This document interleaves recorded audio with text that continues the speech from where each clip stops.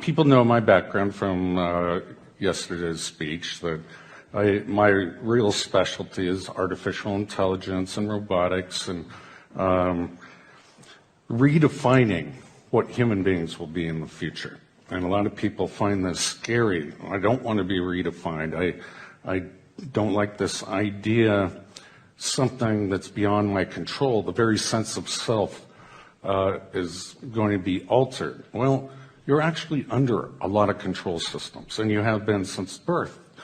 So I was talking a little bit about, mind control in particular, and something that I worked on that I'm not proud of, but it's called the voice of God weapon. So there are 4 different techniques and technologies that can pipe voices into an individual's head. And once you can do that, you can control them using neuro-linguistic programming techniques. You're rewiring their thought processes and brains. And so this gets into what's called offensive information warfare. And they used it, I believe, in the Gulf War to tell the enemy at that time, lay down your guns, this is Allah. And it worked pretty well, because hearing voices which have no direction or sound, you have to assume that it's some spiritual entity. So it works pretty well. And then, I don't know if I'm going to get into this, but there's something called hyper game theory. How do you, they want to see if they can manipulate people to do things that are irrational, but also walk them to their death. And so you can call it a eugenics program even. And they need to sample all cultures, language throughout the world to define the probability matrices of which tricks, techniques, deception works. That's just what's happening. Now we have, which are magnetically activated nanoparticles and sensors. So how do you control a brain? Most people don't believe that. Oh, you can't control me. I have my own free will. There's no way you can get to my soul. Well, sorry, that's not true. So these nanoparticles are activated under certain magnetic frequency and will alter the brain patterns and pathways.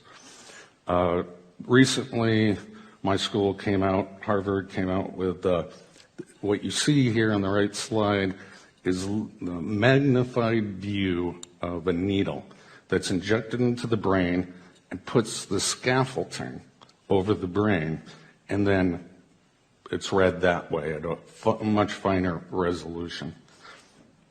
So let's talk about a little bit about deciphering the audio and visual cortex. So researchers at the University of California, Berkeley have invented a brain decoder device that's able to work out what you're thinking based on neural activity inside of the brain. Now, they use mostly what's called functional MRIs. But you could use any of these technologies I've talked about. If you're reading text in a newspaper or book, you hear a voice in your own head. Usually, most people are reading kind of aloud in their own head. Well, they can read that, decipher the words that you were thinking to yourself. So there's another one, University of LA, maybe Stanford University. They are decoding visual images.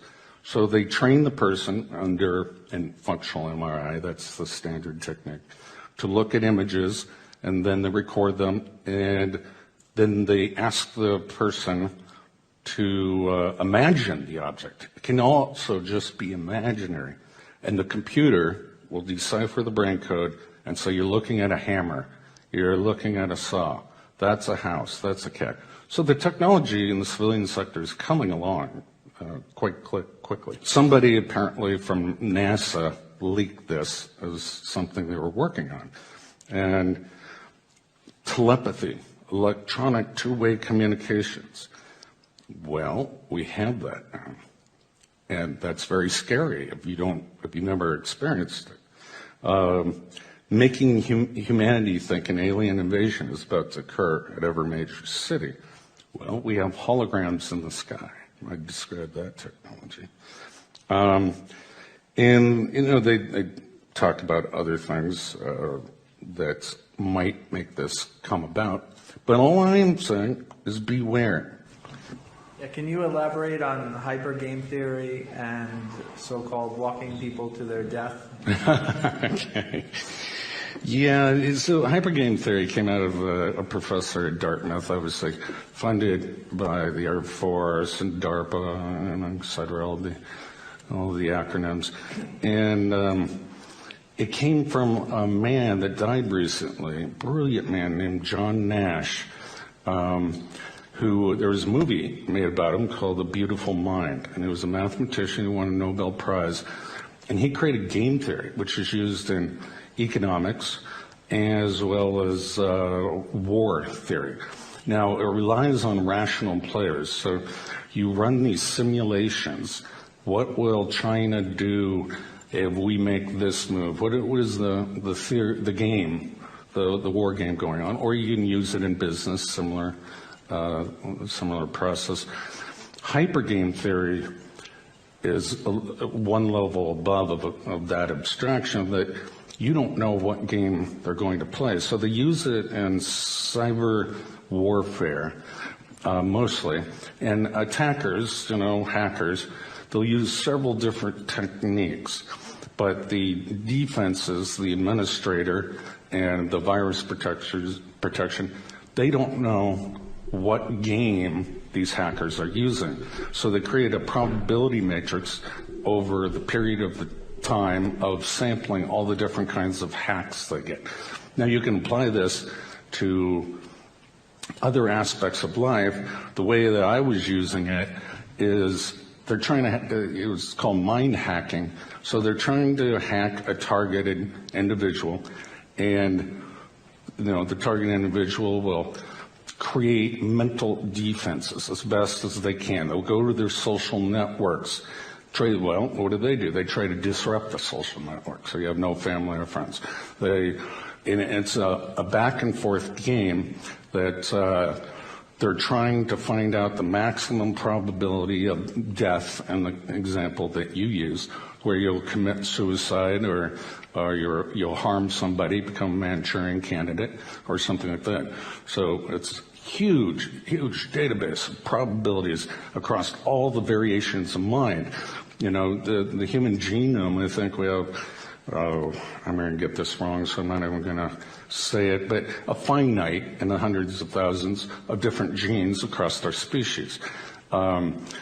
And we mapped them out in the Human Gene Project. Well, now it's the Human Mind Project, the Global Brain Project.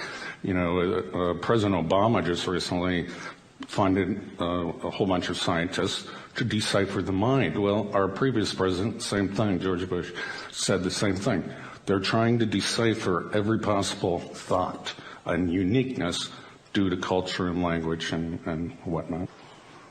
I've got a quick question. Just to confirm, you said you were a little bit embarrassed, ashamed that you'd worked on a project called The Voice of God. Yeah. And to your understanding, it had been used in the Iraq War, but you worked on it. Can you tell us what the name of the project in the military as it was being developed was, and how much was spent on it? Oh, no. I wasn't interested in budgets or names. But the nickname was Voice of God. But it goes under a lot of different names, different variations. And so let me talk about some of the technology. It's called the microwave hearing effect, which with directed microwaves, this was discovered by a guy named Frey. And they're not totally sure what the mechanism is, but they hypothesize that the brain expands ever so slightly with this energy, heat energy, that gets conducted to the inner ear. There are several other technologies that use ion cyclotron resonance heating, or calcium C2+, as a mechanism of influencing the nervous system. And all the ions have their different resonances under the Earth's magnetic field. And then you can go into the ultrasonic realm, where anybody in the beam, when they ultrasound waves, won't hear anything. It's above human hearing. But where the waves intersect from two different directional sources, all of a sudden that person hears it, and that's called the audio spotlight. So there are a lot of mechanisms to project voices into people's heads. Thank you. Hello. I have a question that relates to step 3 in Project Bluebeam. It concerns telepathic electronic two-way communication. I wondered if it was possible for images to be directed into the thoughts and the minds, for a number of reasons, for myself and I've spoken to in fact, all 5 senses can be mildly overridden depending on the state. Now, if you're in a sensory deprivation tank, your mind seeks stimulus, hearing, sight, temperature, anything. So if you're in that situation, your dreams become your reality. Your brain cannot tell the difference. But in other circumstances, if you stay well stimulated, it's difficult to project visual images into the target. But even university professors are working on those. So yes, it's absolutely possible and is being done. And in fact, many people complain about forced dreams or something that their dreams are not their own. That can be, there are a whole bunch of subconscious ways that can be done, as well as stimulating the visual cortex in the right patterns and try to project them into the target. Yeah. So who would be projecting these,